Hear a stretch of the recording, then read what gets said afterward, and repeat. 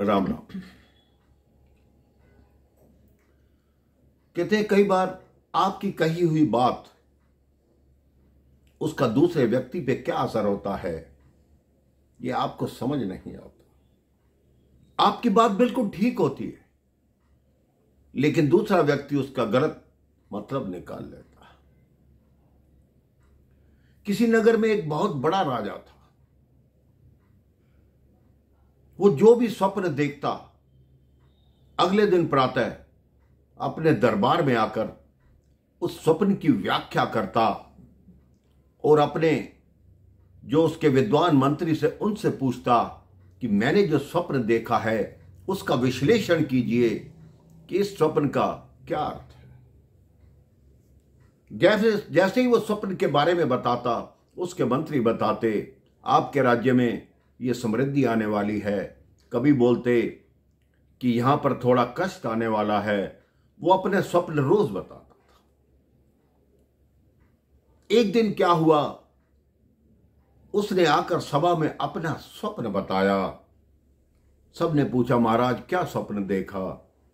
तो उस राजा ने कहा मैंने देखा कि मेरे सारे दांत टूट गए हैं लेकिन आगे का एक दांत बाकी है। अब उसके विद्वान मंत्रियों के पास इस बात का कोई उत्तर नहीं था कि स्वप्न का विश्लेषण करके क्या बताया जाए। उसने कहा आप इतने विद्वान हैं तो मेरे स्वप्न के बारे में क्यों नहीं बता पा रहे। उन्होंने एक दिन का समय मांगा, आपस में विचार विमर्श किया लेकिन उस स्वप्न के बारे में कोई नहीं बता पाया। फिर सबने मिलकर राजा को सलाह दी कि महाराज ऐसा कीजिए, पड़ोस के देश में एक बहुत ही बड़ा विद्वान है, उसको बुलाते हैं, वो आपके स्वप्न का विश्लेषण करके बिल्कुल सही बताएगा। राजा ने तुरंत उस विद्वान को निमंत्रण भेजा कि आप दरबार में पधारिए। वो विद्वान राजा के दरबार में आया।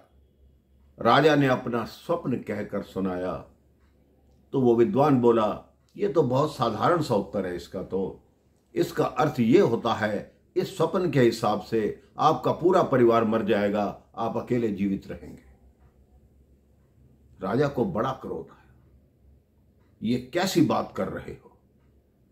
वो कहता है आपके स्वप्न का विश्लेषण यही है कि आपका पूरा परिवार मर जाएगा, आप अकेले बचेंगे। राजा ने कहा इसको तुरंत कारागार में डाल दो। वो विद्वान बोला आपने मुझे अपने स्वप्न का विश्लेषण करने के लिए बुलाया, अब मुझे कारागार में क्यों डाल रहे हो। राजा कहते हैं कि तुमने गलत विश्लेषण किया है, मेरे स्वप्न का यह अर्थ कदापि नहीं हो सकता।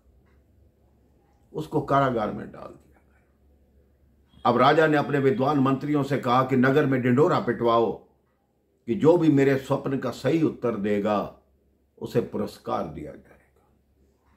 अगले दिन नगर में ढिंढोरा पिटवाया गया। एक साधारण सा दिखने वाला 16-17 वर्ष का बालक उस दरबार में प्रस्तुत हुआ।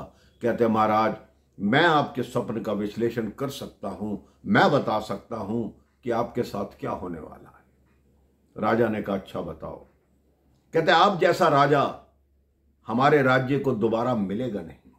अगले 100 वर्ष तक आप इस राज्य पर राज्य करेंगे। आपका पूरा परिवार समाप्त हो जाएगा लेकिन आपका राज्य समाप्त नहीं होगा। राजा उसकी बातों से बड़ा खुश हुआ। कहता है जी आपके राज्य में सब सुख समृद्धि होगी।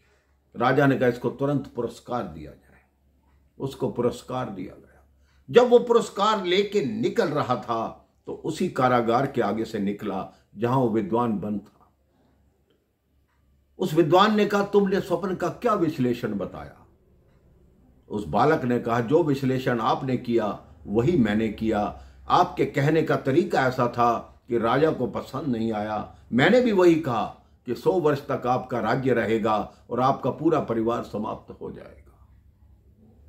तो मेरे भाई बहन ये कहानी छोटी सी है लेकिन हमें ये सिखाती है किसी से भी बोलना है हमेशा प्यार से बोलो, सोच समझ कर बोलो, क्योंकि आपकी कही हुई एक बात किसी के हृदय को तोड़ सकती है। कहती है जो चोट गोली से लगती है वो भर जाती है लेकिन जो बोली से लगती है वो चोट कभी नहीं भरती। इसलिए अपने विचारों को, अपनी जिह्वा को संतुलित रखिए और प्रेम प्यार से बोलिए सबसे खुश रहिए, सबको खुश रखिए। राम राम, जय श्री राम।